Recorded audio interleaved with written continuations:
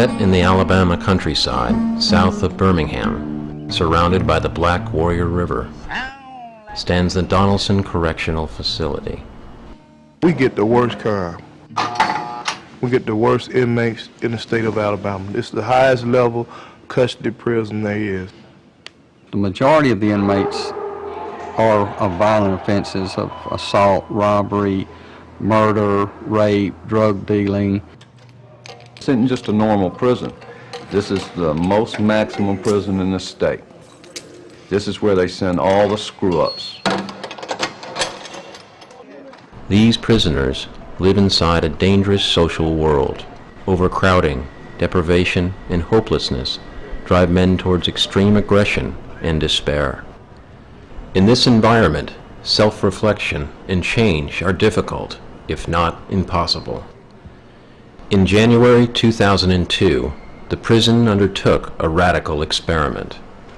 It allowed a 10-day meditation retreat based on ancient Buddhist teachings to be held inside this modern-day maximum security prison. The gymnasium had been transformed from a place where people yelled and hollered. There have been a lot of fights in there. There have been people that have been assaulted in that area. And it had been transformed into an area where you took off your shoes and walked to a mat to sit to meditate. All the positive inmates, you need to get your stuff, put on the car, gentlemen, let's go. All inmates participating.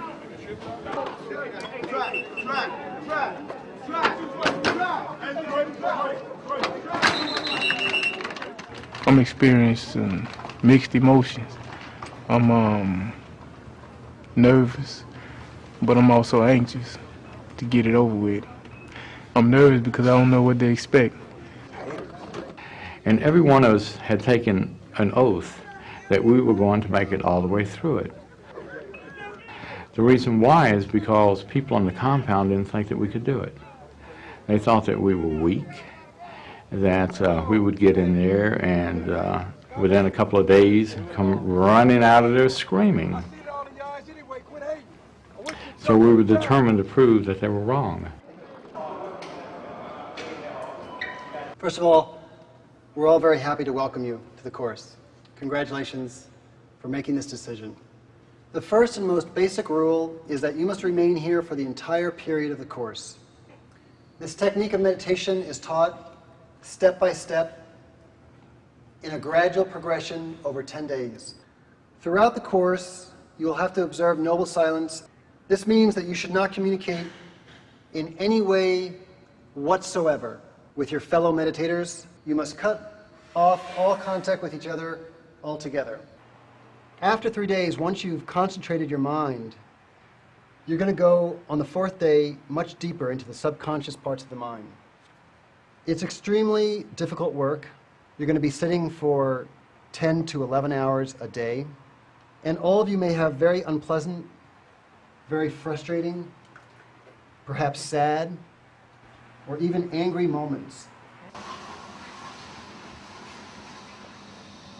Vipassana means to see things as they really are, not as you would like them to be, but to see the reality within yourself as it is.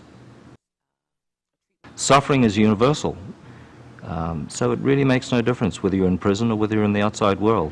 The suffering of these men is so much greater, so the intensity of the experience is just so much greater. It was that deep experience of the suffering that motivated them to work really, really hard. I went into this building, and this woman came out from the back. Currently, I'm incarcerated on possession and 2 attempted assaults on the police officer. Then I asked for, was there any in the register? I was convicted of a murder. She gave me that. And 3 attempted murders. When she walked by me, I stabbed her to death. I'm here for murder, and I have a life sentence.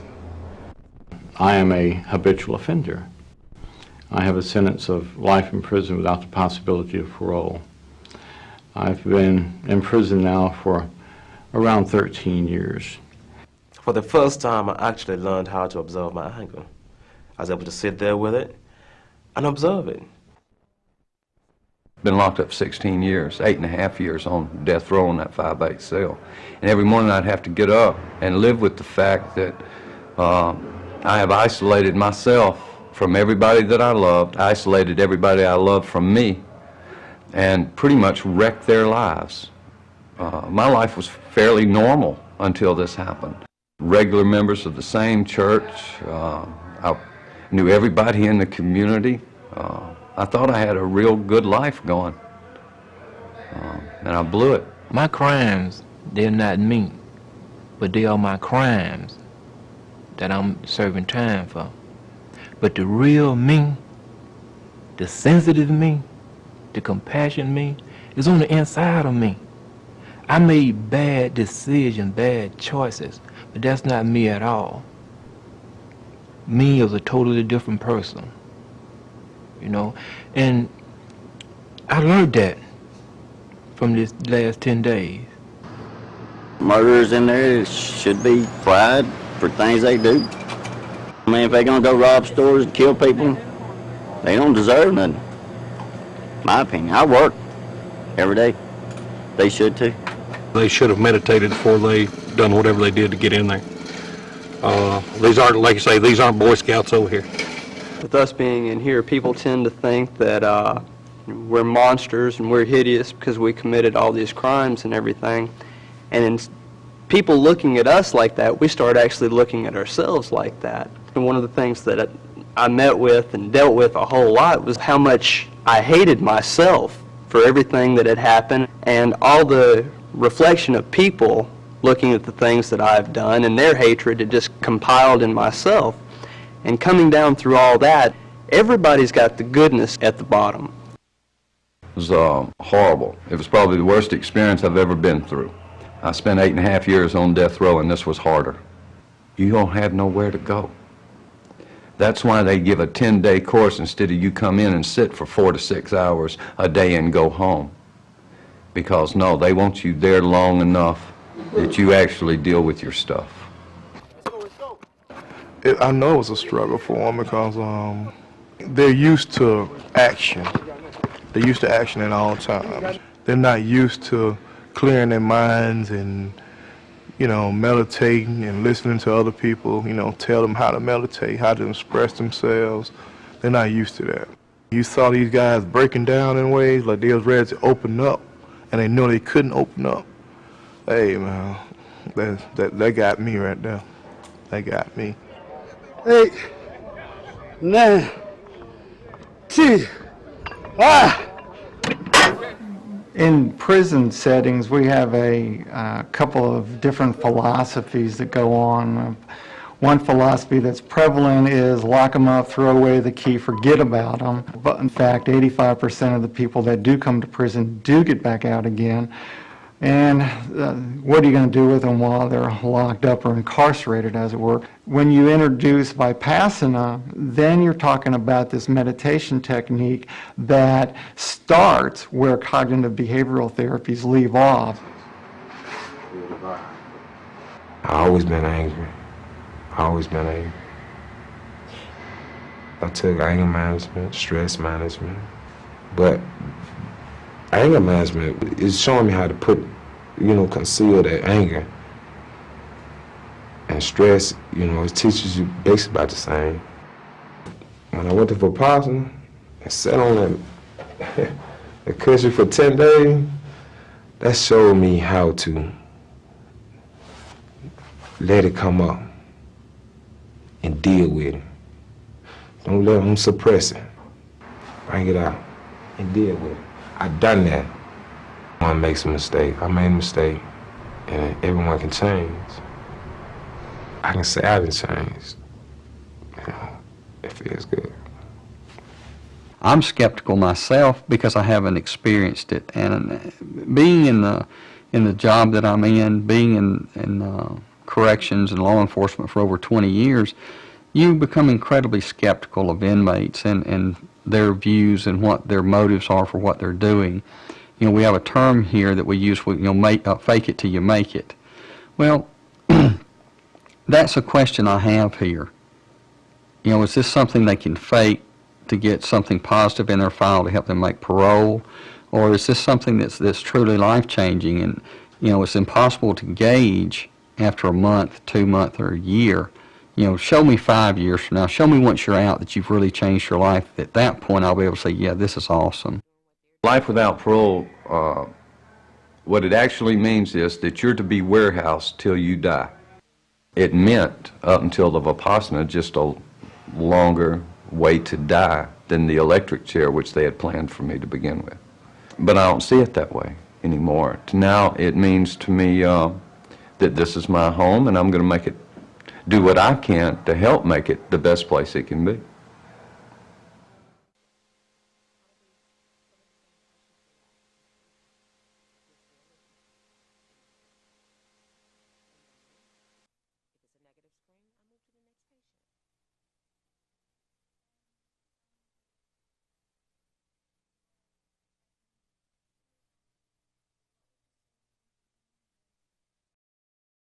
Does anybody have some questions? Here we go. Okay, it's all yours.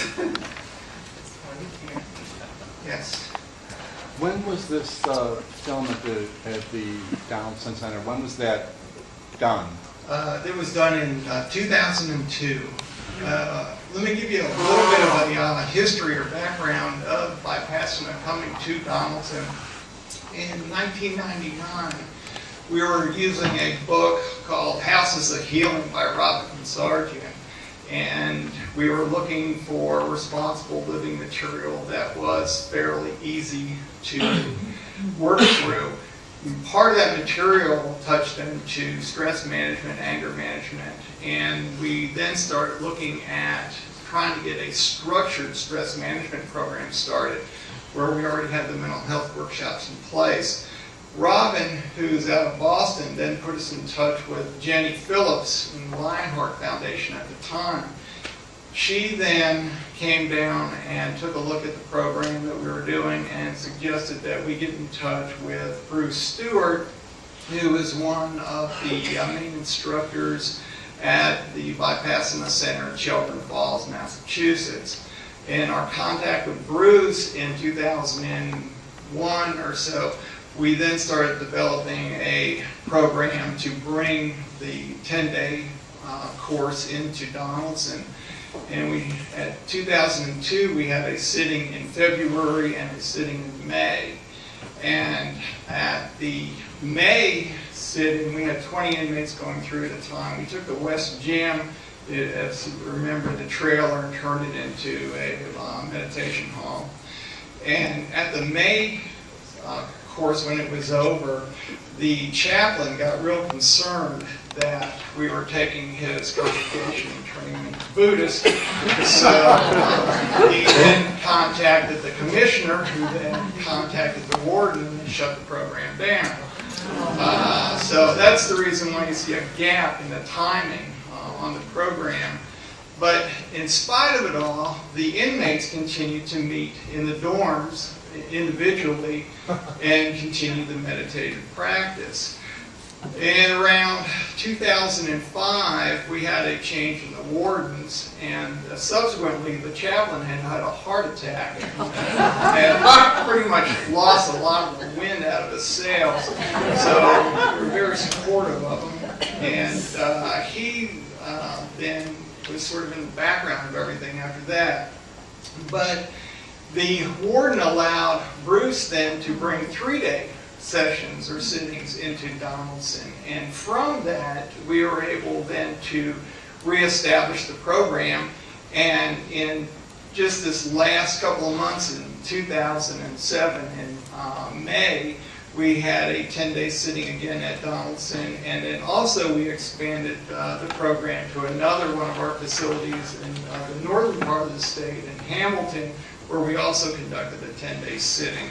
And we're pretty much on track now to have regular sittings at Donaldson and in Hamilton. So we're hoping that this time around, with the new administration and new wardens, that the program will take hold and be accepted as a routine program. What was your question? Has there been any measurements of the difference between the inmates who've taken it and the inmates who have not taken it? Repeat the question, please. She wants to know, or he wants to know if there's a difference in the inmates who have taken it versus the inmates who haven't taken it. Are there any measurements? As a matter of fact, in the 2002 sessions, we did use some measurements and started tracking that particular group of 30. There was, of the 2 sessions in February and May, there was 35 inmates that were left that we could track through. And what we found in the groups for the people that were not taking it, that were doing mental health workshops, and the people that had actually taken a course, you could see on the measures that they had a better control of their anger and a less propensity to act out with their anger. 4 years later, in tracking them in institutional adjustment, there was still a 20% reduction in acting out from that original group. So it's on the cusp of being something to look at. But there did seem to be an impact, and statistically, with it. Did the warden ever get to take the course himself? Or any of the wardens have the original warden was very much supportive and interested in taking the course. He has subsequently retired, but the prison systems or corrections is fairly stratified in chain of command. So anybody above you who says yes or no to something, you're pretty much going to say yes or no to also. So when the commissioner told them to stop the program, the warden then was no longer interested in the program either. So he never did have a chance to sit. Yes. What did the mental health workshops consist of? The mental health workshops really have to, it's basic topics: anger management, stress management, parenting skills, self-esteem, depression, things like that, living skills. So it's psychoeducational material in nature, more so than actually learning any techniques. Yes. Did any staff at the prison ever take the class? Yes, they did. In the 2002 settings, we had about 2 or 3 officers go up with us at Shelburne Falls and sit. And this last time around, we had several officers also sit and several additional staff sit. And at Hamilton, which is brand new, we did the same thing. The Bypassima Center pretty much has I guess a policy that if you're going to be associated with the program, they really prefer you to have sit through the program so you have an idea what's going on with it. So how was it with the staff? Did it make a big difference also for them? They, if you remember in a trailer, the real big officer Etheridge, where he pretty much said, you know, he could really see the change. These, it's not really drastic on the outside, but it's drastic on the inside, to where prisons are sort of hostile environments, and you have a tendency to be real reactive, more so than trying to think things through things. So the officers who go through this training slow down, and they do see that there are other ways to deal with confrontations and other ways of dealing with people who may be problematic. So they have mentioned that it helps them see something bigger than just what's going on at the immediate moment. What are these other ways that they discovered? You don't have to get your baton and hit somebody upside the head, you know, when they look at you funny, or you don't have to spray them. What do you do? You can actually talk to them. You can, basically, what you can do is you can pull them aside, and you can say, what's going on? I mean, you can use crisis intervention skills. You don't have to become physical. And so it makes a difference in that respect. You know, whereas it's a tendency to want to grab someone versus wanting to talk to somebody. Do any of them want to do this course again, like in India? They repeat the course. What we have in Alabama is a waiting list of people who would like to take the course. And so the people who sit the course come back, whether it's staff, support staff, or officers, and say what the benefits of the course or what they derive from the course, and they then sort of spread the message that this is something to be involved with or something to consider. And so we do have a waiting list of officers and support staff who want to take the course. And do you find the men that have taken it do medication after? Do they meditate after that? Do they feel they can use that again? The staff or the inmates? The inmates. Oh, the inmates are using it all the time. At Donaldson, there's 3 times a week they have structured group sittings where they actually use the meditation tapes, and of course they have the daily meditations in the dorms. At Hamilton, they have morning meditation groups on a daily basis before everything gets started. So it's an ongoing practice, and this is one of the things I was saying earlier about I'm hoping this time around that the program will actually take hold, that doing the meditations and being able to practice on a daily basis will actually be accepted as a given. And it looks like this time, so far, we're in pretty good shape. What's your reputation with the prison systems in the rest of the United States? Do people laugh at you or say that's a bunch of buoy, or because, you know, we're pretty much disconnected. You have common issues and common problems, but when you talk about treatment and programs, it's pretty much a disconnect. Like you're saying, everybody does things on their own. Alabama's in a pretty unique situation. We have lots of programming, and we have some staff to back it up, but with very little money. And a lot of the other systems that we're in contact with have lots of money and enough staff and very little programming. So it's almost like we're operating from an inverted pyramid. And they don't understand how we can do it. And one of the things that I try to stress is that if you want to do treatment, if you want to do programming, simply go out and do it. Don't worry about where am I going to get this money, where am I going to get the funding, where am I going to get the grants, where am I going to get the support. Simply go ahead and do this stuff. And it happens. And then things will fall into place afterwards. But a lot of the other systems seem to be constrained by waiting for all these other steps to take place first. So when it comes to treatment, we're just sort of at disconnect. I haven't had anybody laugh at me, I don't think. I don't know. One more question. Do you feed them a vegetarian diet? During the course, yes, we do. With the 2002 courses, we had to bring the meals in because the kitchen wasn't equipped at the time to handle the menu. This time around, in both facilities, we were able to handle the menus with the stewards so that we could actually provide the meals in-house, and that saved a lot of hassle security-wise. Well, I mean, like when you were taking it, like during seeing that long period of time each day, what do they do when they want to go to the washroom? They just raise their hand or something? Basically, you have breaks at the meditation center itself. You may meditate for an hour and a half, 2 hours. You take a break for a couple of hours. You meditate. Are you allowed to talk when you take the break? No. No, there's no talking. What they consider to be noble silence. You know, what did you learn or experience when you took the course that you can share with us?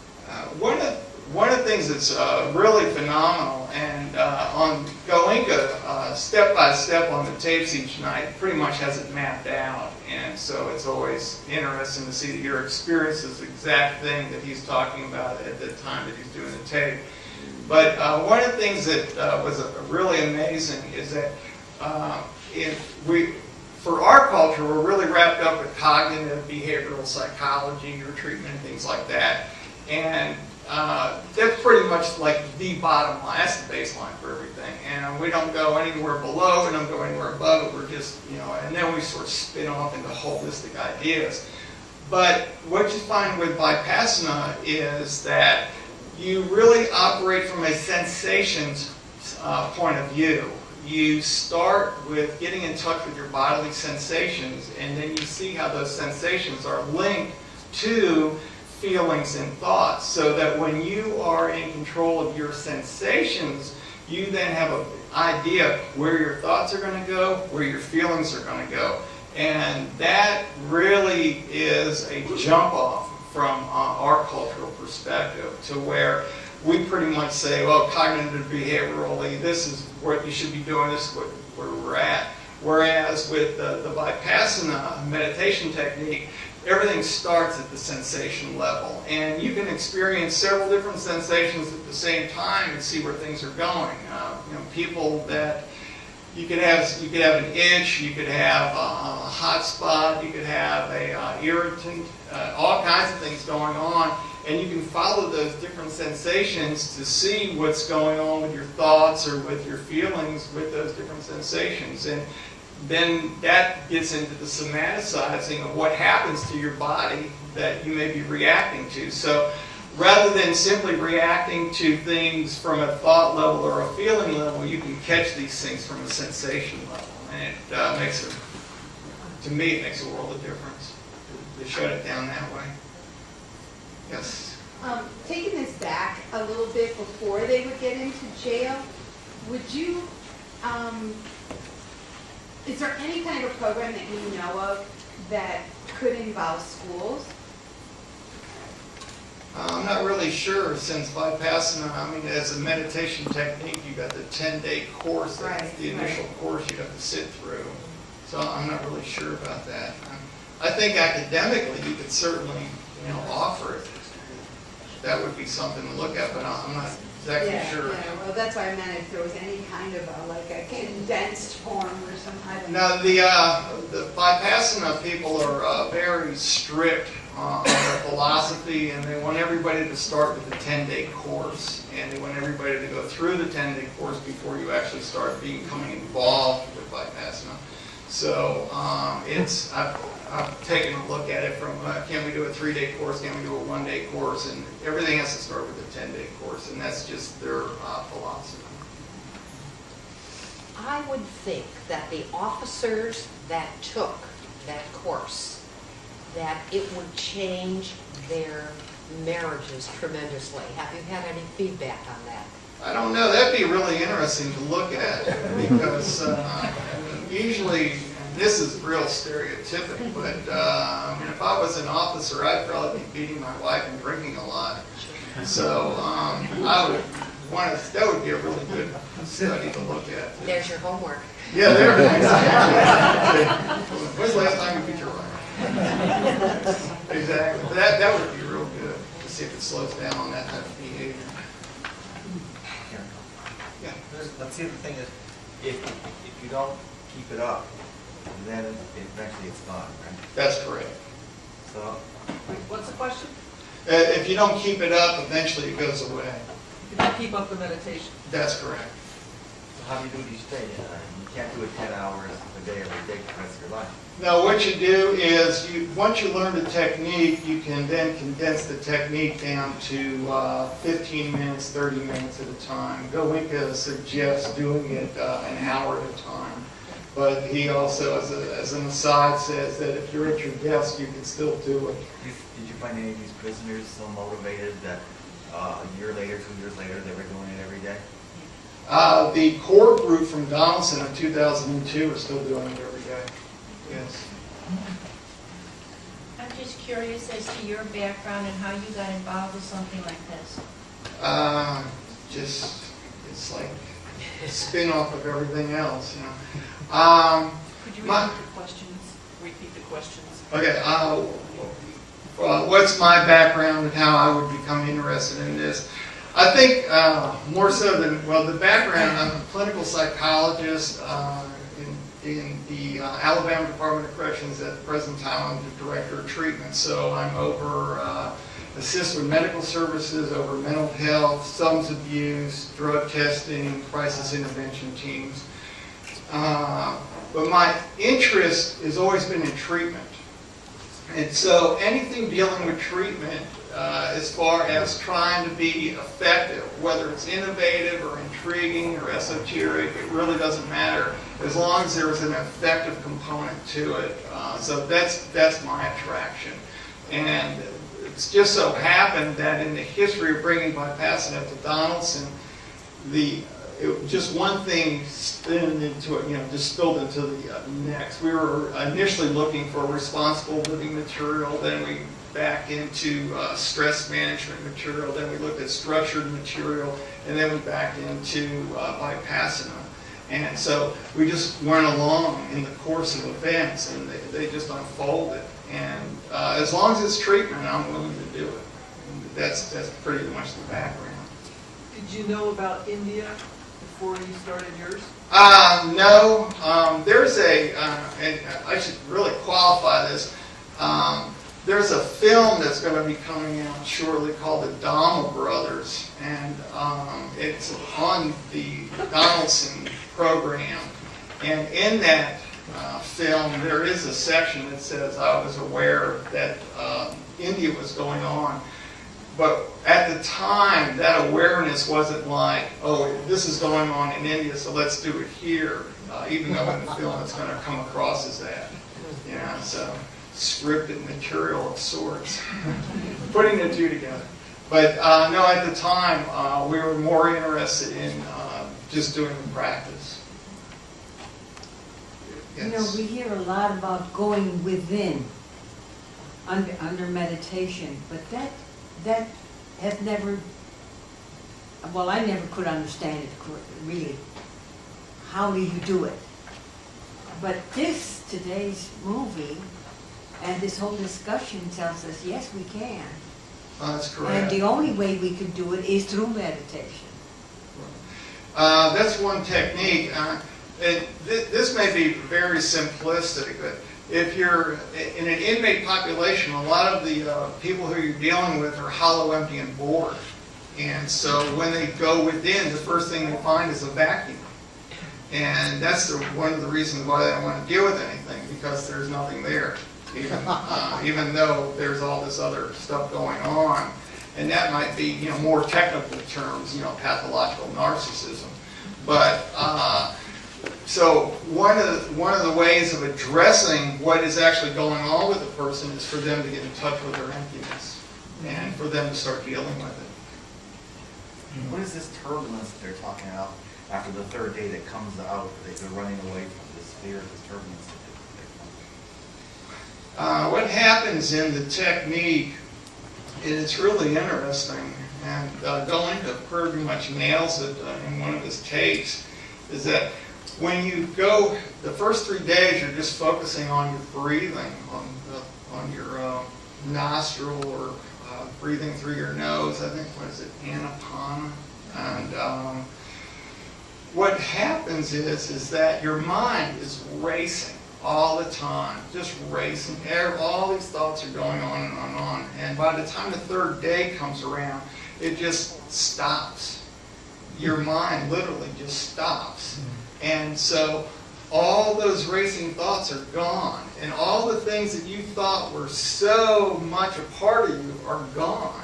And those automatic thoughts are no longer there. So what the turbulence is, the thoughts that start coming up are the thoughts that are the real you. And so you have to start dealing with yourself. And that's the turbulence. So you have a population full of what you would typically consider extreme or borderline personalities. At least asocial. Right, personality. So I would imagine that one instinct you might have as a behavioral psychologist is, because of the intense nature of this work, is to have crisis intervention staff or teams ready, because we've seen some examples of profound shifts that can occur, like in a healing crisis event, mid-arc. Did you feel that you might have that? Did you have those on standby during the first 10-day arc or subsequent arcs? Did you ever have to use them? If so, what's your view on that, etc.? Yeah, what happens is in the Vipassana program, it's already built in. You have a main instructor, and then you have assistants on the side. And if people are in crisis or turmoil, those assistants are available to work through it with that person. did you feel as, because you come from, if I'm not mistaken, sort of a standard APA tradition of, you know, sort of a clinical psychology perspective, correct? Yeah, I mean, that's the background. Right. Yeah. So did you feel that looking at the Vipassana training and the way those assistants work, that that was going to be sufficient? Oh, yeah. Okay. Oh, absolutely, yes. So after the 10 hours or 11 hours of meditation, people are allowed to talk if they get into trouble? What happens is that there are, during break times, if you have a question about something, you can go off to the side and have a couple of minutes with the instructor or with one of the assistants to discuss that question. And if you are having problems, then they can pull you aside and talk to you. But there are scheduled times, and it's very circumspect in the talking. I mean, noble silence is still the standard.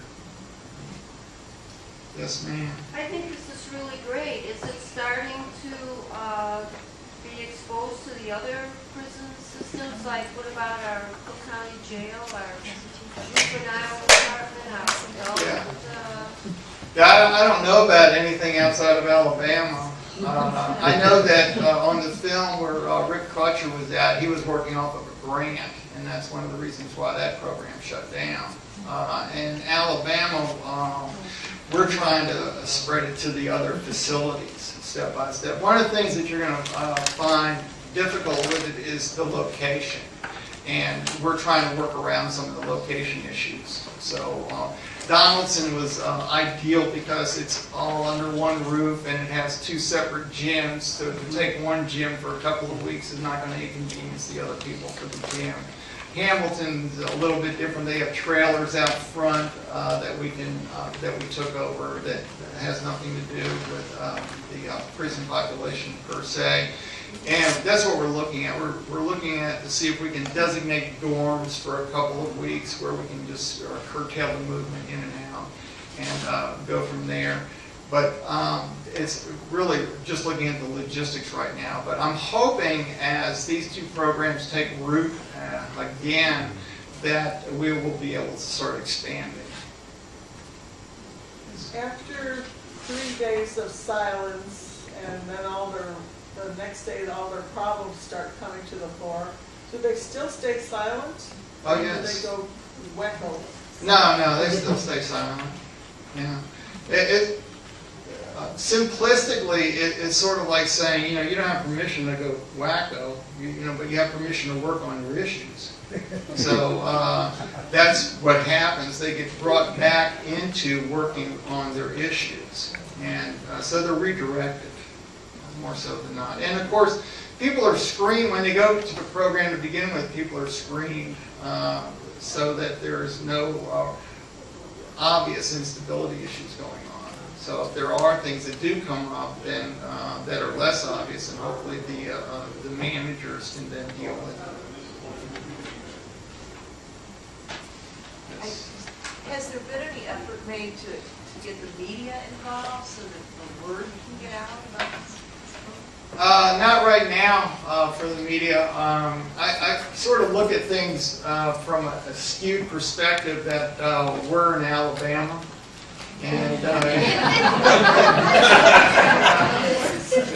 First things first. Yeah, exactly right.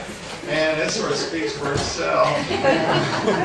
But what I'm hoping for is that this film that they're looking at putting out will then have some impact so that it come back to us.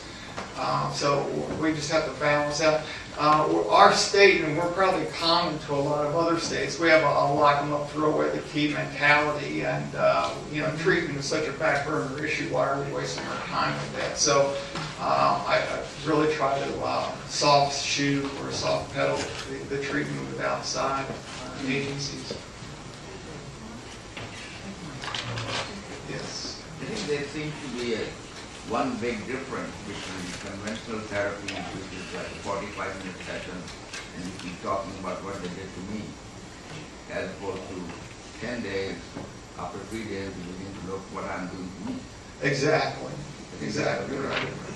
Plus, I think, this program has a lot of application to people outside the bar. I mean, not the bar that you go drink. There are 2 Yeah. There are a lot of hollow, empty, and bored people outside. Right. Yeah. I think push comes to shove, we probably live fairly shallow and superficial lives, in spite of our best efforts.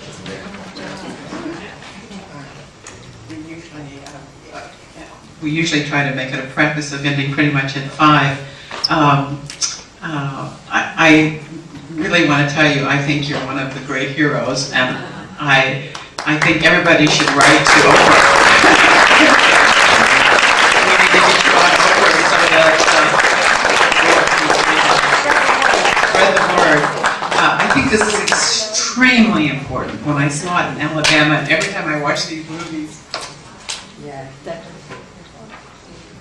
there's just no words. This is incredible.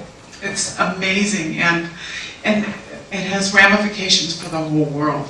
And how to get it out there, I don't know yet, but my mind is working on it, and I'm sure some of yours are too. Maybe we kind of join together.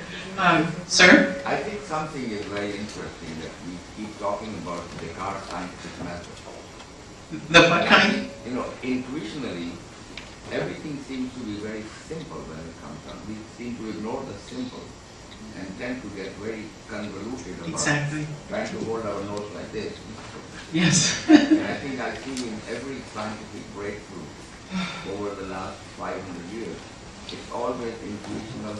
You know, the benzene ring came out of the looking, dozing off, and seeing a snake turn and catch its tail, stuff like that, work of fence, everything we see. So this program seems to allow the person to have come in touch with his own intuitional, which is suppressed all our lives. I think that's the greatest breakthrough, I think. I'm in education and I'm trying to consolidate knowledge because we are empty, basically because we have a big gap of 3 generations in our knowledge base. Unless we fill that gap, we are going to remain empty. Yes. I think that's a very true statement. This is simple in its own way because it just anybody can access this. Anyone, and it's free. You know, I mean, hello, it's not a $300 a month for a certain prescription, or to have $100, $200 sessions every week. You know, you can do this for free, and the Vipassana centers offer this course for free. We're hoping to have someone from the Rockford Center here next month, and we will show these 3 videos again next month. I hope you will tell all of your friends and come back and view them again, and we'll just kind of see where it goes. Maybe we can even form a little group or something of people who would be interested in working on getting this information out. In any case, thank you so much for coming today, and join us at Ruby's of Siam if you can, and we hope to see you next month.